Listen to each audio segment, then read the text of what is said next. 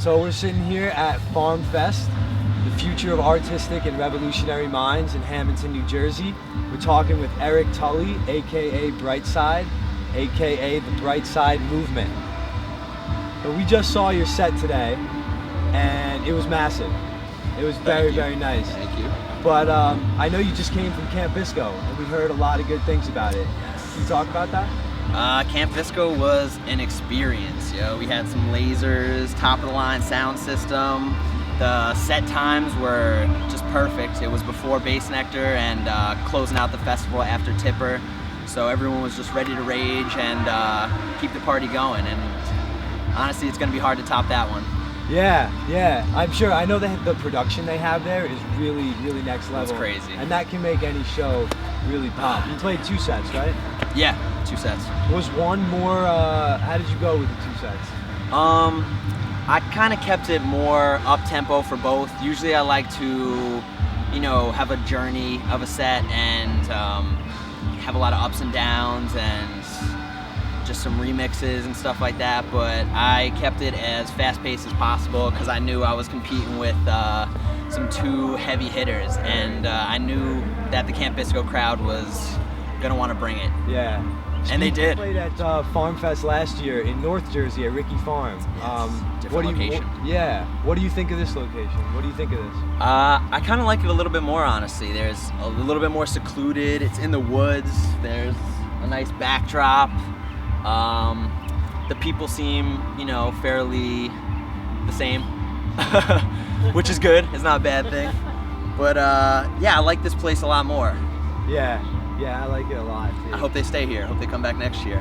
Yeah. There's definitely some things in the works and a lot more talking than actual stem swapping, but there's some seeds being planted, and I think there's definitely going to be a lot more collabs on the next EP or 2. Yeah. Definitely Ludge is going to be one of them again too, because I fancy that dude's bass. Planting the seeds for collaborations. Yeah. How do those seeds get planted for people who don't produce music? How do you connect with these guys? Because at small festivals like this, question. I see a lot of artists just walking around. Yeah. How do you connect with these people? That's a big thing too, and you just gotta hope they catch a set of yours or something, or they're behind the stage, or hear about you through the grapevine, and once you kind of get their attention and you're on their radar, it's smooth sailing from there. But if you aren't playing a lot of shows or are just producing music and you want to work with somebody else, I would suggest remixing one of their tracks, and I feel like that will get their attention at least, and they'll hear your music unbiasedly, and I don't know, maybe that will lead to some seeds being planted. Definitely. After Camp Bisco, there was a lot of nasty talk and nasty rumors about feuds between fan groups at Camp Bisco, and Mark Brownstein, the bassist for the Disco Biscuits and one of the people who made that festival happen so many years ago, gave you a pretty big shout out, and I was really shocked when I saw that, and I was incredibly happy. What's your take on that?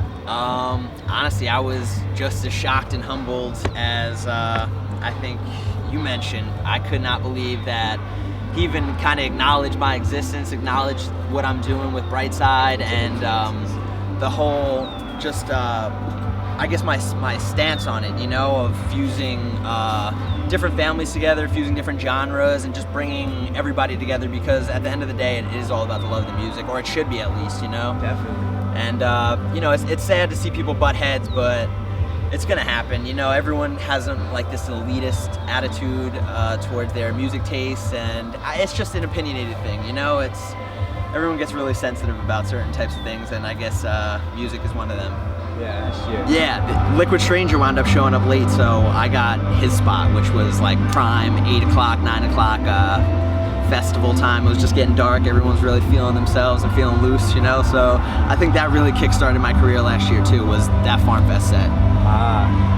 Did they approach you immediately to play when this was announced, or did you contact them? I contacted them. I reached out, and I feel like they thought they could reach me really easily, so they weren't really fretting about it. They know where to find me. They know my manager and whatnot. So I feel like they weren't not gonna book me, but there wasn't like, oh, we gotta get him. Let's start start the working right now. Yeah, You know, let's sure. send out that email. It's like they could hit me up on Facebook. You know, it's Yeah. really laid back and casual like that. Yeah. Did you go to a lot of music festivals like back in the day? Yeah, absolutely. That's where all my money and time went, was festivals and shows and just being a part of this community. That's where a lot of my I think upbringing comes from, is growing up with this community and just the experiences you get, you know, and the people you meet, and they push me farther and help me push myself farther, you know.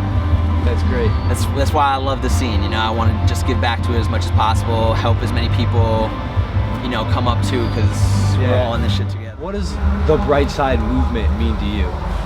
Well, at first, it was just, I guess it was my aspiration of what I wanted this whole thing to be, you know, like hopes and dreams of having just a group of people who I could rely on, not just me, but everyone can just go to for whatever they need, you know, if it's art, if it's blogs, if it's videography, if it's sound, visuals, whatever. I just like having a group of like-minded people, you know, accessible to everybody, and it's just really crazy that it did manifest into a movement, you know, and it's continually growing, and every day we're getting more and more artists and musicians and, you know, instrumentalists, rappers, anything, you know, and that's pretty much what the Brightside movement is to me. It's just like-minded people just trying to make the best out of everything, you know.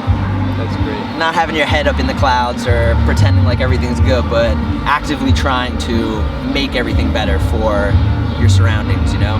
Yeah. Damn.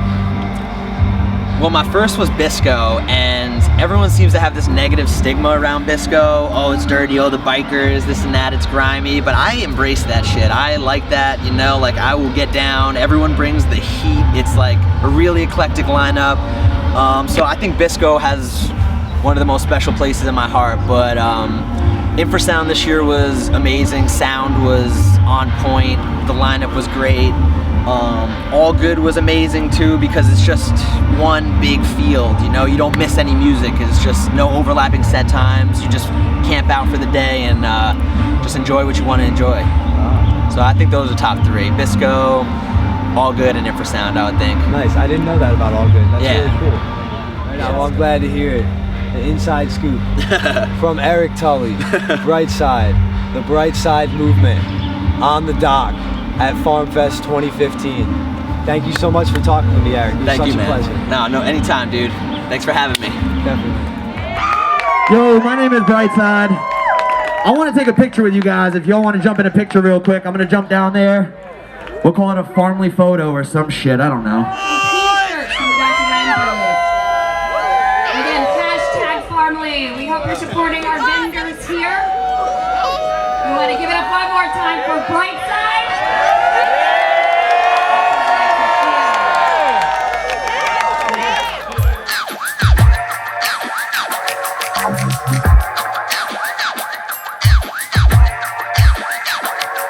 Wow.